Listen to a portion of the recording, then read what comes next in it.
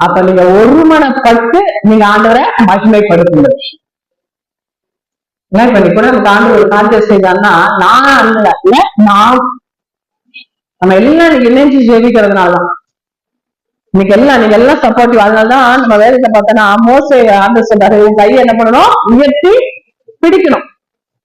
இல்ல அதை நீங்க வாசிக்கும் போது தெரியும் பாருங்க. மோசைட்ட ஆண்டவர் சொல்றாரு, ஏன்னா யுத்தம் பண்றதுக்கு யோசிச்சு வர பண்ணிட்டான், அவன் கடந்து போயிட்டான். இப்ப அந்த மோசையோட வேலை என்னது, மோசையோட வேலை என்னது, அத கை என்ன பண்ணாலும் ஜபம் தான். அது என்ன பண்ணும், தன்னுடைய காலத்துல இருக்க அந்த கோலை என்ன பண்ணணும், உயர்த்தி பிடிக்கணும்.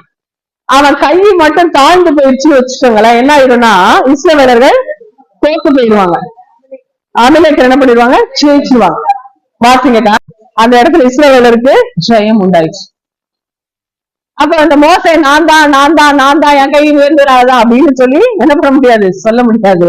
ஏன்னா அந்த மோசைக்கு என்ன வந்துருச்சு, ஒரு அசதி, ஒரு தளர்ச்சி, ஒரு சோர்வு. ஏன்னா எவ்வளவு நேரம் கையை தூக்கியே பிடிக்க முடியல, வலிக்கும்ல, அப்ப எவ்வளவு நேரம் தூக்கி பிடிக்க முடியும். அப்ப அவன் சோர்ந்து போகிறத என்ன பண்றாங்க, அந்த ஆரோனும் ஊரும் பாக்குறாங்க. யோசுவா போய் யுத்தம் பண்ணிக்கிட்டு இருக்கான்.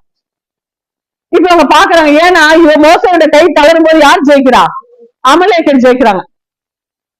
கை உயர்ந்தா இஸ்ரவேலர், கை உயர்ந்தா அமலேக்கர். அப்ப பாருங்களேன், இப்ப மோசை முதல்ல பிடிச்சிருப்பான். அப்ப பார்த்தா இஸ்ரவேலர்கள் எல்லாம் என்ன பண்ணிருப்பாங்க, மோசை கை உயர்ந்திருக்கும் போது இஸ்ரவேலர்கள் எல்லாம் அப்படி என்ன பண்ணிருப்பாங்க, எல்லாத்தையும் எழுத்து என்ன பண்ணிருப்பாங்க, போராடி மேற்கொண்டுகிட்டே இருப்பாங்க. திடீர்னு பார்த்தா என்ன ஆயிட்டு இருக்கோம்னா அமலேக்கர் மேற்கொண்டே இருப்பாங்க. என்னடா நடக்குது, ஓடி வந்திருப்பாங்க. பார்த்தா அந்த மோசையின் கை, அப்ப சொல்லிருப்பாங்க, இவங்க கை கலந்து போச்சா, ஐயோ அமலேக்கர் ஜெயிச்சுட்டுல இருக்காங்க, அமலேக்கர் எல்லாம் என்ன பண்ணாங்க, மேற்கொண்டு இருக்காங்களே, அமலேக்கர் நாங்க மேற்கொண்டுருவாங்க போல இருக்கு சொல்லியிருப்பாங்க. இப்ப என்ன பண்றது, என் கையை விடக்கூடாதுன்னு சொல்லிட்டு திரும்ப தாங்கி என்ன பண்றா, தூக்கி பிடிக்கிறா, முடியல. உடனே என்ன பண்ணிச்சாங்க, அவனை ஒரு கல்ல உட்கார வச்சுட்டு அந்த ஊரும் ஆரோன்னு என்ன பண்ணிட்டாங்க, ரெண்டு பக்கம் தாங்கி என்ன பண்ணிட்டாங்க, ரெண்டு கைகளை கொடுத்து என்ன பண்ணிட்டாங்க, அதை அப்படியே பலப்படுத்தி தூக்கி நிறுத்துறாங்க. அவன் கை தூக்கி நிற்கிற வரையிலும் பாத்தீங்க அப்படின்னு சொன்னா ஒருவரால் என்ன பண்ண முடியல, மேற்கொள்ளவே முடியல. அப்ப அதுதாங்க நம்ம வாசிக்கிறோம். அப்ப இன்னைக்கு